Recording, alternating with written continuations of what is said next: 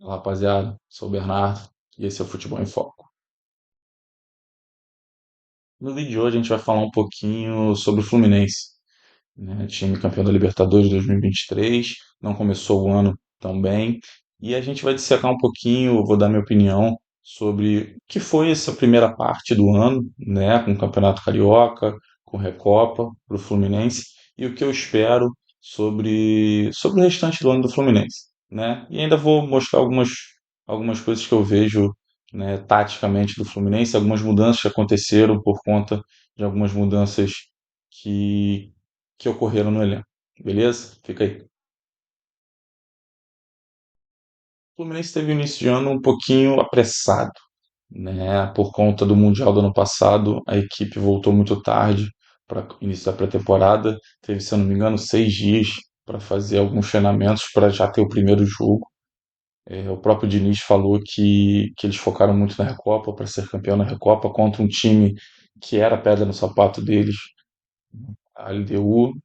Ainda acho que seja um pouco, porque para mim não dá para comparar a Recopa com Libertadores ou até Sul-Americana, foram os dois finais que o Fluminense perdeu. Mas ganharam, não foi dos melhores jogos, mas ganharam. Né? Quem assistiu meus vídeos sobre a seleção brasileira é o que eu digo que é o que para mim mais importa, é você ganhar, ser campeão. E o Fluminense tem sido, né? Mas foi um início de ano com muitas preocupações, muitas lesões, tá? E que vou dizer para vocês, pelo que eu ouvi nas entrevistas e ouvi algumas coisas, né? Não digo exatamente nos bastidores, mas a gente ouve, a gente que é do futebol conhece outras pessoas. Realmente o Fluminense deu uma apressada em certas coisas. E as lesões são um pouco consequência disso. Acredito que nesse momento que o Fluminense teve 18 dias para trabalhar, isso vai melhorar, isso vai diminuir, como aconteceu no passado, que teve os seus momentos de muitas lesões durante o ano, mas se igualou, né, se estabilizou durante a temporada. No Campeonato Carioca, o Fluminense começou muito bem em termos de resultados, né? O seu sub-20, sub-23, né? O seu time alternativo começou super bem, né? Lelê fazendo muitos gols, Felipe Andrade jogando muito bem, outros jogadores, até o João Neto, se eu não me engano, também teve um bom início, né? Com o Marcão ali de treinador, e o Fluminense fez uma gordura muito boa. Quando os titulares chegaram, foi um pouco instável, não foram bem nos clássicos, na fase de grupos, quanto no mata-mata, eliminado pelo Flamengo, né? Mas não é algo que esse rendimento me preocupa tanto pensando no Fluminense restante do ano. O Fluminense, para esse ano, ainda tem Libertadores, Copa do Brasil, Campeonato Brasileiro, caiu num grupo, nunca dá para dizer fácil da Libertadores, mas caiu num grupo muito acessível para o Fluminense passar em primeiro e buscar ser o melhor primeiro. E isso o Fluminense tem que entender que é muito importante. E eu acho que o Fluminense entende isso, né? O Fluminense entende como foi, conseguiram virar no Beira-Rio a semifinal, conseguiram, mas sabem que seria muito mais tranquilo, vamos dizer assim, ter feito o segundo jogo da semifinal no Maracanã, né? Isso é um pouco óbvio. Eu vejo o Fluminense, o elenco que o Fluminense formou, muito preparado para os campeonatos de Copa, assim como foi no passado. É um time cascudo, um time experiente, tem um pouco mais de opções, né, no elenco comparado com o ano passado. No passado tinha que fazer algumas apostas e aí apostava em alguns jogadores em alguns momentos. Depois meio que um pouco que desistia desses jogadores e o Diniz ia procurar em outros. E foi assim que também conseguiu manter o time principal pronto para ganhar a Libertadores, fazer um campeonato brasileiro no mínimo decente, que eu acho que o Fluminense fez. Então acho que o Fluminense é muito forte em Libertadores e Copa do Brasil. Campeonato Brasileiro, eu acho que vai depender muito de como as coisas vão acontecer no mata-mata, sinceramente, né? E o Campeonato Brasileiro ainda tem a problemática, né, o problema da Copa América. Ah, mas o Fluminense só perde o Ares. Mas perder o Ares é muita coisa. Para esse time do Fluminense é muita coisa, né? Ah, além do Ares, ainda perde o André, que é um outro asterisco na, no ano do Fluminense. O André fica até quando? né? As notícias que saem é que na Premier League tem times que no meio do ano vão fazer propostas milionárias pelo André. E vai conseguir repor? Né? Até agora não repôs, na minha opinião, não repôs nem perto disso o Nino. Que eu vou mostrar para vocês um pouquinho da consequência da saída do Nino. O que, que tem piorado no Fluminense? Porque o time também não esqueceu como joga e como joga no estilo de Diniz. Isso acho que qualquer torcedor concorda comigo. Não dá para esquecer assim. Né? Mas algumas coisas aconteceram, eu vou mostrar daqui a pouquinho para vocês. Então, o Campeonato Brasileiro do Fluminense tem esses asteriscos. O que vai ser do Fluminense sem o Arias, sem o André, né? E o André podendo ser para o restante do ano. Vamos ver, eu acredito no Diniz, tá? Não é o meu treinador favorito, mas é um técnico que encaixou muito bem com o Fluminense, encaixou muito bem com esse elenco. E eu acho que o presidente também acha isso. As notícias que saem novamente é que o Diniz deve renovar até 2025, até o final de 2025. E eu acredito que seja mais um ano que o Fluminense chegue. Eu acho que nos mata-matas eu não tenho a menor dúvida que o Fluminense está no grupo dos favoritos, né? Um time cascudo, um time experiente, um time campeão. Não é mais aquele time que vai buscar o primeiro. Não, não, é um time campeão. E eu acho que tem tudo para fazer, para retomar o que foi ano passado. Se vai conquistar ou não, aí o jogo vai dizer, jogo a jogo, quem vai pegar no mata-mata, quem não vai. E aí vamos ver o que, que vai acontecer, tá? Agora eu vou mostrar um pouco para vocês o que é mudança, né? A diferença do Nino ou sem o Nino para o Fluminense, beleza? Fica aí. Vamos lá, pessoal, estou aqui com o quadro tático e vou mostrar um pouquinho para vocês do que eu vejo na parte tática do Fluminense, das diferenças poucas que estão acontecendo que é do ano passado para cá, e a principal diferença e as consequências dela, a saída do Nino. Né? E já digo para vocês que a diferença é, na minha opinião, até mais na parte ofensiva que na defensiva. Né? Claro que o Nino ajudava muito na parte defensiva, principalmente com as coberturas. Né? Ele dava muita liberdade tanto para o Martinelli quanto para o Samuel Xavier avançarem, porque eles sabiam que o Nino tinha um poder de cobertura muito forte pelo lado direito.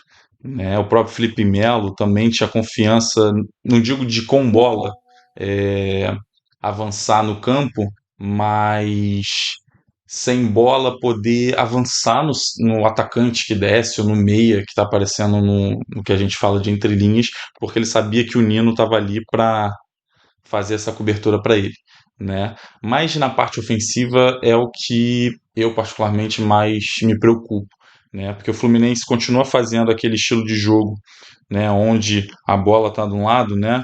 A bola está de um lado, vem praticamente o time todo do Fluminense para auxiliar, né? O Diniz gosta muito desse estilo, deixa um, dois jogadores no lado oposto, né? Para fazer essa virada rápida, né? Ele gosta de concentrar um número grande de jogadores nos corredores, principalmente nos corredores laterais. É até uma coisa que eu discordo um pouquinho. Os cara foi campeão, quem sou eu para discordar de um treinador campeão da Libertadores, né? Só que a diferença é que com o Nino, além dele ter uma qualidade maior de saída de bola também, mas o Nino com passe, né? Mas o Nino tinha um poder de condução muito grande. Então, com o Nino, os jogadores, eu sinto, né? Eu senti que os jogadores não desciam tanto. Os jogadores ficavam um pouco mais avançados porque eles sabiam que o Nino tinha um poder de condução muito grande. E os jogadores, principalmente o Martinelli, sabia, e o Ganso também, sabia que o Nino não precisava de uma aproximação tão grande para eles conseguirem avançar. Né? Então o Ganso sabia que em muitos momentos do jogo ele já podia ficar no entrelinhas, já podia ficar esperando ali o volante dar aquele mole de andar um pouquinho para frente, o Ganso receber já na frente do volante, acionava o Keno mais à frente. E hoje, com o Thiago Santos, que está fazendo um bom ano, tá fazendo um bom ano, né? Eu reconheço isso, mas não é do nível do Nino. Né? O Nino saiu do Fluminense como zagueiro de seleção brasileira, né? Convocado pelo Diniz, mas zagueiro de seleção brasileira e sem ninguém fazer nenhum estardalhaço, discordar nem nada, merecido o Nino ali. Só que como o Thiago Santos não tem esse poder de condução, o Thiago Santos mesmo tendo sido volante, ele sempre foi um jogador com uma limitação nessa parte de condução, era aquele volante mais ladrão de bola e acionava rápido os seus laterais, zagueiros, com volante, né, do lado, né, o segundo volante, o meia, tudo.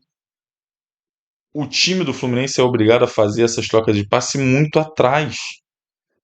Então acaba que quando o Fluminense supera, e no jogo contra o Flamengo, segundo jogo do Flamengo, o Fluminense conseguiu diversas vezes superar, o Fluminense aciona um lado oposto, né? E o Flamengo, interessante, o Flamengo fazia, principalmente no primeiro jogo, o Fluminense sair muito do lado direito.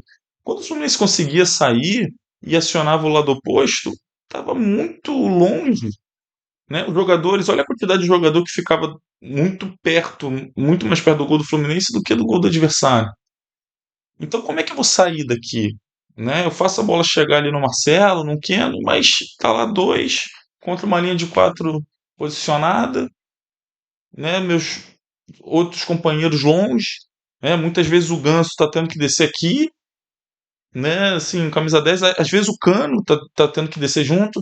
Assim, fica um time muito longe do objetivo do jogo, que é o gol. E eu não via isso no passado. Eu via aproximação, tudo, só que eu vi uma aproximação mais na parte central do campo. E como o Nino, principalmente, eu bato na tecla, para mim a grande diferença é esse, né? É essa. É como o Nino tinha um poder de qualidade muito boa, o Cano não precisava ajudar. Não precisava, já tem cinco aqui, um sexto, o André às vezes se aproximando, o Cano ficava ali, ó, perto dos zagueiros, esperando essa bola ou no fundo no Arias, ou espetar rápida, né, no Keno, que está mais avançado, e aí nessa posição ele já está num contra um perto da área, o lateral tem medo de pular, tem medo de ir para cima dele, né, o Keno ano passado estava driblando todo mundo, e o Cano está perto do gol. Hoje o Cano está mais perto do gol do Fluminense do que do gol do adversário. Né? E isso eu acho que vai muito pela saída do Nino. Né? E aí, voltando, como é que vai ser com a saída do André? Né? A saída do André eu até acho que vai ser mais na parte defensiva que ofensiva, porque você botar o Martinelli aqui e aí o Alexander de segundo volante, o Lima de segundo volante, eu acho que ofensivamente é o André, é o melhor primeiro volante do futebol brasileiro, mas dá para se virar defensivamente o André, cobre tudo pro Ganso, cobre tudo pro Martinelli, que tem alguns problemas defensivos, cobre as costas do Marcelo, porque sabe que o Felipe Melo não tem mais condição física para isso, entendeu? Mas, assim, principalmente a saída do Nino tá fazendo o Fluminense passar por muitos apuros na saída de bola. Então é isso. Espero que vocês tenham gostado do vídeo. Mais uma vez, eu acho que o Fluminense vai ter um restante de ano. Tem tudo para ser muito bom. Tem tudo para ser muito bom. Vamos ver a situação do André, né? A situação do Arias também na Copa América é inevitável, mas a situação do André, se ele vai ser vendido ou não, torço que não. Né? Quanto mais os grandes jogadores jogarem nos nossos clubes por mais tempo possível, melhor, mas sinceramente eu acho um pouco inevitável. Né? As propostas que dizem você vê nas notícias até livre. E é difícil você conseguir convencer um jogador ir para um gigante como o Liverpool, né, um gigante europeu como o Liverpool, o dinheiro que ele vai ganhar e jogar Champions League e tudo mais, para ficar. É difícil. Mas eu acredito que o Fluminense pode fazer um bom ano, né, com alguns ajustes aqui e ali. Precisa contratar um zagueiro. Né, e eu, desde o ano passado, eu não acreditava que o Marlon iria ser esse zagueiro para substituir o Nino. Até acho que ele tem a qualidade, mas eu não, eu desde que o Marlon talvez saiu do Fluminense, eu não vi o Marlon jogando em alto nível de forma regular. Eu acho que ele tem qualidade para jogar no alto nível, qualidade para jogar no nível parecido com o Nino, mas eu não vejo regularidade nele. O Antônio Carlos, eu não entendi a contratação, não jogou bem no Palmeiras, não vinha jogando bem no futebol americano, tanto que a solução está sendo o Thiago Santos e a solução para o segundo jogo da semifinal foi o Manuel. Né? Mas eu acho que o Fluminense vai se acertar. Esse tempo, assim, pré-temporada, eu acho que vai ajudar muito o Fluminense. Acredito que já na primeira rodada da Libertadores vai fazer um grande jogo e precisa não só ganhar, mas fazer um grande jogo. A torcida está precisando disso e eu acho que tem tudo para fazer. Beleza? Espero que tenham gostado do vídeo. Se inscreve, compartilha, deixa aquele like e até a próxima. Valeu!